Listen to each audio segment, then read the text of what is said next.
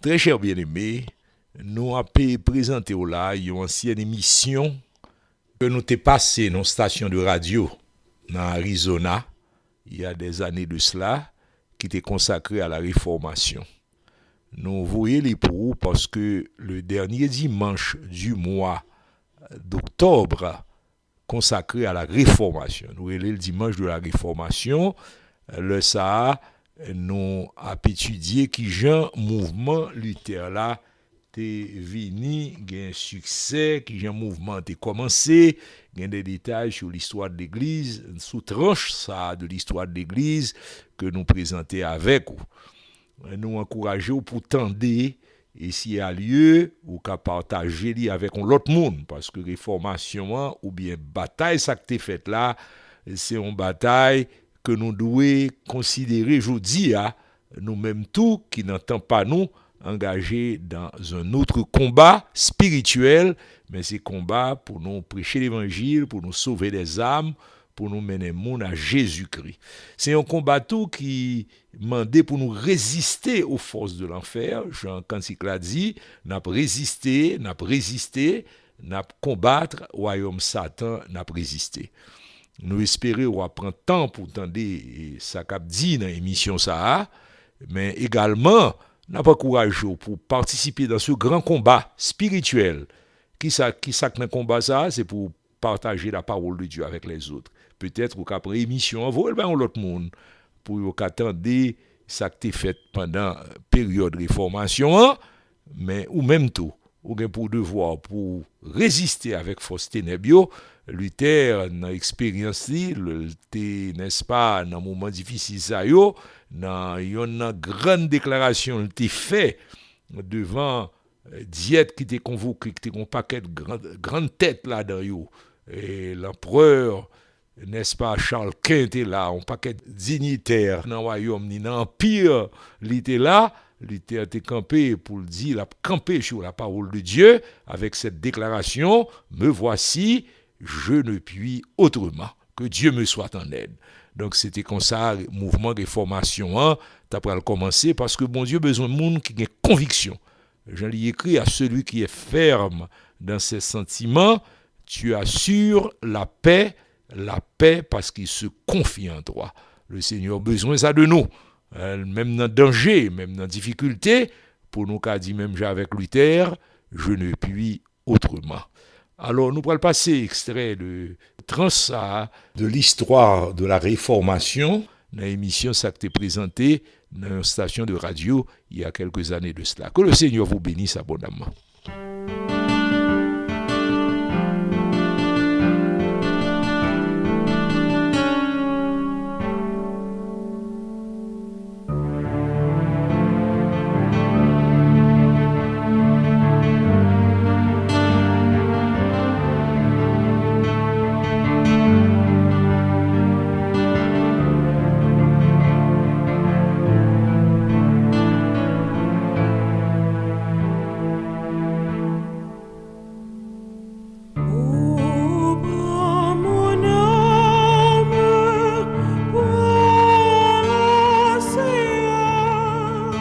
Chers auditeurs, votre frère le pasteur Daniel Pellissier a le privilège de vous présenter son émission hebdomadaire Foi et Culture. Tous les dimanches matins de 8h à 8h30, nous sommes avec vous sur les ondes de KFNX pour vous présenter Foi et Culture. Jeudi a toujours dans le cadre émission, nous avons présenté sur l'histoire de l'Église et particulièrement sur la Réformation. Nous allons avancer avec le mouvement de Luther, Martin Luther, qui, le 31 octobre 1517, a posé ses 95 thèses sur les portes de la cathédrale de Wittenberg, dans la ville côté Luther a vivre en Allemagne. Et très chers auditeurs, on a dit que bagaille ça a été fait parce que tu as été de zèle qui t'a vendu les indulgences. Et nous songeons que le pape demandait pour Luther aller à Rome, ça n'a pas de cas fait, et il était obligé, vous voyez, le cardinal Cajetan, pour essayer de ramener Luther, selon eux-mêmes, sous ça qu'il a bonne voie. Et il n'est pas qu'à convaincre Luther, il a un même projet pour tuer Luther, mais heureusement, comme nous t'ai dit déjà, mouvement était envahi l'Allemagne et le Sénat a veillé sur Luther, il était protégé lui pour prendre enlever sans il pas de guettant assassiné lui. Lorsque pape la ouais que pas qu'à tuer Luther et Luther était demandé même pour gagner un concile de l'église qui était fait, bagaille ça, c'est un bagaille que Luther selon l'église de Rome pas de droit demander parce que il prévoit l'excommunication majeure pour tout le monde qui demandait qui attaquait l'autorité pape là, qui demandait pour qu'on concile comme ça, le pape au lieu pour réagir et avec force, il mettait diplomatie dehors, il voyait un chambellan Miltitz pour un homme qui rusait en pile, qui habile et qui venait avec un gros cadeau pour essayer de détourner Luther. Mais encore une fois, Miltitz, ça le fait, il relait Tetzel parce que Bagala fait un pile bruit en Allemagne, il exhortait Tetzel. Et l'histoire dit nous, Tetzel était tellement dans tristesse là ça que Bagay ça t'est causé, il va mourir. Et plus tard, tellement t'es tombé dans une dépression en raison de l'exhortation que t'es venu du représentant du pape. Eh bien, le ça, Luther t'a encouragé Tetzel pour tourner les yeux vers la croix, vers Jésus-Christ, pour l'accepter Christ comme sauveur. C'était trop tard. Tetzel va mourir de chagrin plus tard. Lui-même qui t'a vendu indulgence, et bagay ça a été causé, n'est-ce pas, un grand mouvement en Allemagne. Alors, très chers auditeurs, il y a l'autre fait encore qui peut avancer la cause de la réforme en Allemagne et dans le monde, c'était, n'est-ce pas, un événement que l'histoire relait, la dispute de Leipzig. Il y avait en Allemagne un grand docteur en théologie et qui était dans l'église de Rome, c'était le docteur Eck. Docteur Eck t'est trouvé bon et son homme qui versait en pile dans la connaissance que le gagnait dans la doctrine de l'église de Rome. L'histoire dit nous, eh bien, elle t'est trouvé bon pour faire ce qu'on appelle, pour te un débat entre ces deux, en pile monde provoquer des bateaux, ils ont encouragé et ils ont lutté traversé dans les écritures, connaissent à l'Abdia. Et docteur Eck, son grand champion dans l'église de Rome, il a trouvé deux mouns ça a dû rencontrer pour discuter de bagailles qui concernaient, eh bien, bagailles que Luther a parlé. Et discussion ça a été faite devant des savants, des étudiants, des nobles, une série de monde qui, des têtes pensantes en Allemagne, qui pour attendre deux savants ça qui ça dit sous bagailles qui gagnent, sous salut par la foi, mais Luther a été reposé. Et discussion t'a fait pendant une semaine avec docteur Eck, il était reposé en maintenant sur la parole de Dieu. Tout ça l'a dit tiré dans les Écritures. Mais en tant ça, très chers auditeurs, l'Église de Rome pas de croire que c'est Bible-là qui était source de foi pour le monde, les décisions des conciles étaient faites pour eux-mêmes autorité en matière de foi. Et dans bagaille ça, discussion que tu gagné entre docteur Eck et Luther vient réaliser dans la discussion que Dr. Eck a attaqué une série d'enseignements que Hus avec Wycliffe qu'on a bail, moun sa yo considéré officiellement comme hérétique dans l'église là, et le concile de Constance t'est condamné Jean Hus, il a même brûlé Jean Hus. Et Luther dans discussion gagnée avec Dr. Eck, lui déclarait que en pile bagage Jean Hus t'a dit c'est la vérité que vous avez.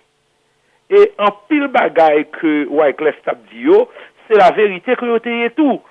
Et docteur Eck qui connaît que dans l'église de Rome, concilio, décision concilio fait autorité, mais elle dit, Luther, le concile de Constance t'est condamné Hus. Luther est obligé de répondre, c'est la Bible seule qui est infaillible, et concilio qu'a trompé.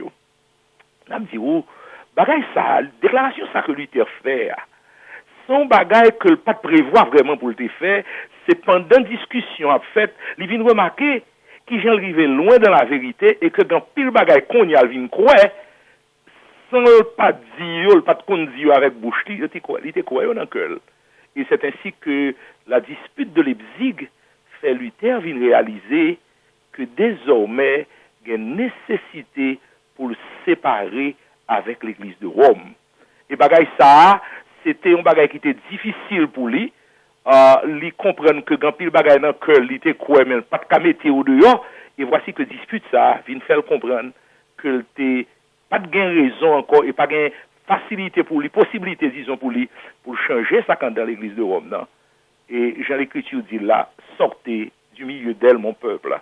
Et c'est ainsi que Luther te comprendre que nécessaire, que désormais, le peuple de Dieu, les enfants de Dieu séparés de l'église de Rome. En quelle année nous y est?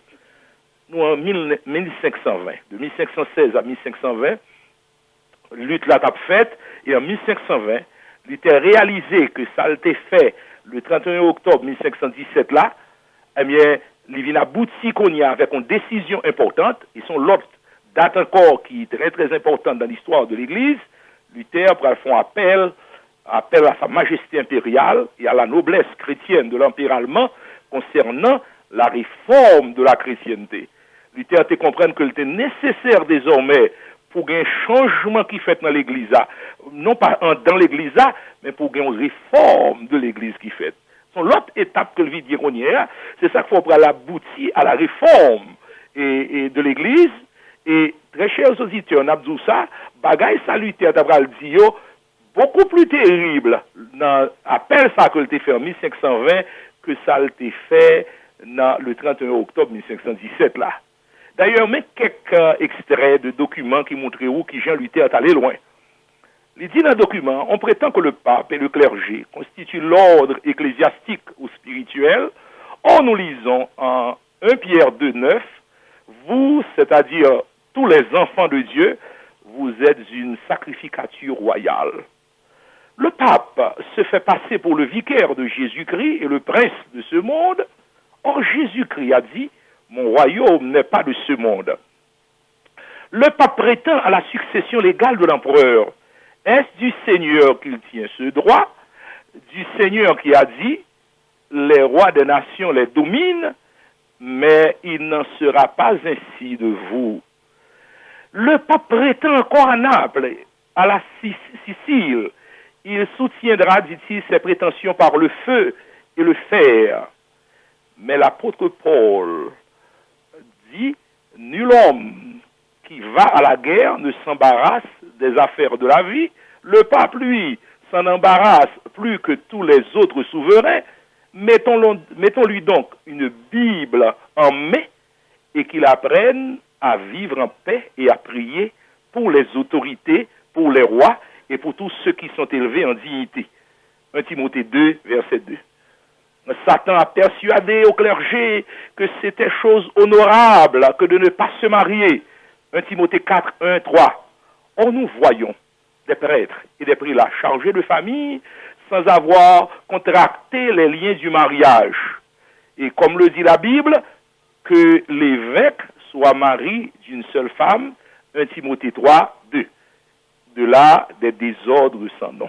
Alors, pareil, ça appelle ça, que Luther te fait en 1521, c'est un coup de clairon puissant pour n'est-ce pas, et initier la réforme de l'Église, parce que bagaille ça c'est pas bagaille moun qu'on a dit chaque jour, et Luther allait très loin, dans, n'est-ce pas, façon la condamner quelques doctrines dans l'Église, et je dis à Nabdou ça, bagaille ça yo gen force, oui, parce que nous attendons dans le journal qui désordre qu'a fait parce que, n'est-ce pas, prétorité, ça n'est pas marié, et nous disons que l'Écriture encourage les gens, n'est-ce pas, pour marier d'une seule femme et pour respecter l'engagement. Et là, maintenant, nous avons des autres qui gagnent, appellent Luther. Là, certainement, Rome, pas capable respecter, recevoir, appelle ça, accepter-les, mais c'est la vérité, et c'est l'Écriture dit, c'est pour évêque, mari d'une seule femme. Évêque, la mari d'une seule femme. Alors, déclaration ça que Luther fait, exemplaire d'appel ça que fait, l'histoire dit non pas jamais gagné dans l'histoire. Et, n'est-ce pas, un document qui vend avec tant de rapidité, en peu de jours, 4000 exemplaires de appel là, te répandent dans toute l'Allemagne et dans le monde. Et c'était, n'est-ce pas, un appel puissant pour une réforme de l'Église. Et ensuite, Luther, c'est un monde qui te remet écrit en pile tout, l'écrit pour les gens d'Église, un livre latin de la captivité de Babylone et de l'Église. Côté la parler de quelques questions sacrément dans l'Église. Ensuite, il écrit un petit livre de la liberté chrétienne que le dédié à Léon X. Et pour l'antigen essayer, parce qu'il a fait toute façon pour ramener moun à la foi, pour même prêcher Léon, pour l'évangile là, pour Léon t'as vini tout, Léon X t'as vini, Dieu t'a ouvert tout pour recevoir l'évangile là. Et Luther parle avec un pile respect avec lui, parce que l'évangile a demandé, même le n'a dénoncé mensonge, mais le n'a parlé avec moun, c'est pour nous un pile respect pour eux. Et Luther fait ça, il parle avec un pile respect, et n'est-ce pas, avec le pape Léon X, pendant que l'a dénoncé les fausses doctrines de Rome. Alors, nous dirons que ça qui mène Luther dans une grande décision, ça, c'était la dispute de Leipzig.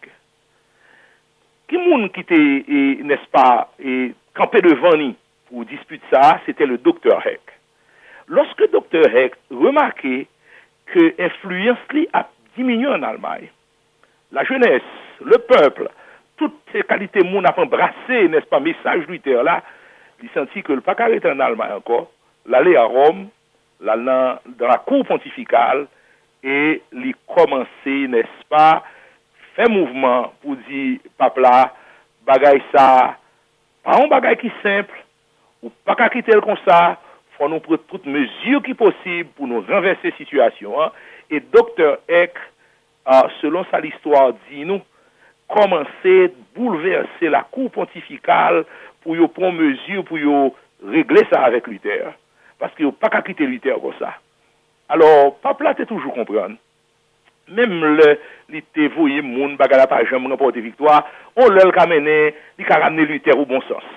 Mais l'histoire dit nous très chers auditeurs que docteur Heck arrivé dans la cour pontificale, il parle à pape là minuit qu'on a passé là discuter avec lui pour faire façon pour le quitter, régler bagay là, régler affaire Luther là, il pas doit quitter ça comme ça. Il prend, n'est-ce pas, toute qualité, mesure nécessaire, il bouleverser le peuple, il bouleverser la cour pontificale, il bouleverser, n'est-ce pas, et toutes les institutions qui étaient dans la cour Rome, pour faire comprendre que l'Allemagne tête en bas, faut joindre une façon pour excommunier Luther. Effectivement, le Sacré Collège a publié une bulle pour condamner premièrement les doctrines de Luther. Et qu'on y a de façon officielle, yo retourné avec même bagay yo tap fait et première fois, yo mandé Luther encore pour l'aller à Rome pour le paraître devant le pape non délai de 60 jours. Et convocation ça a un aspect officiel, yo mandé même pour y arrêter Luther et le regarder humainement parlant. Bagala te semblé difficile pour Luther camper parce que, vi nous comprendre dans qui t'ennuyer, l'église a toute autorité. L'ol parle toujours quand pile monde qui écoute. C'est pas bagay qui là depuis jodi a, gen des traditions, n'est-ce pas, que monde senti yo pas qu'à jeter yo tout d'un coup comme ça. Et lorsque le papa parle pour demander pour arrêter Luther dans condition ça yo, eh bien ça différent de première fois, bagala beaucoup plus sérieux et il pas facile du tout pour Luther te camper le ça. Mais comme nous disons, le Seigneur est à l'œuvre. La bonne main de Dieu veillait. Et le Seigneur qui a veillé sous le peuple, sous l'église, sous la prédication de l'évangile, sous le développement de la parole, le susciter un instrument. Il y a une façon, il fait pour le protéger, pour travailler, aller de l'avant. Et l'apôtre Luther a réalisé ces mots de l'apôtre Paul, qui a eu force dans la vie d'un serviteur de Dieu. Lorsque le Seigneur te dit, Paul, ma grâce te suffit, ma puissance s'accomplit dans la faiblesse. Luther a réalisé que l'enfant de Dieu dépend de Dieu, parce que l'Allemagne, le peuple allemand, les nobles, et toutes, n'est-ce pas, composantes de société allemande là, t'as dit non, Luther pas en Allemagne, c'est pour le rester. Pas à Rome, excusez-moi, c'est en Allemagne pour le rester, pour qu'à capable de juger. Et nous comprenons, très chers auditeurs, il y a des luttes, l'homme n'a pas fait. Et au-dessus de ça, monde n'a fait. Il y a des combats au-dessus de nous. Mais pas rien qu'au-dessus du Seigneur. Ça demande de monde qui a servi, c'est pour nous fidèles. Et le nous en bataille. Et quand il a dit ça avec raison, c'est lui qui tient l'épée, qui décide des combats. Puis nous comprenons comme ça. Et puis nous appuyer nous sur le Seigneur. Et là, ouais, sa promesse, le Seigneur l'a dit, que 1000 tombent à ton côté, et 10 000 à ta droite, qui ne sera pas atteint. C'était votre frère, le pasteur Daniel Pellissier, dans son émission Foi et Culture.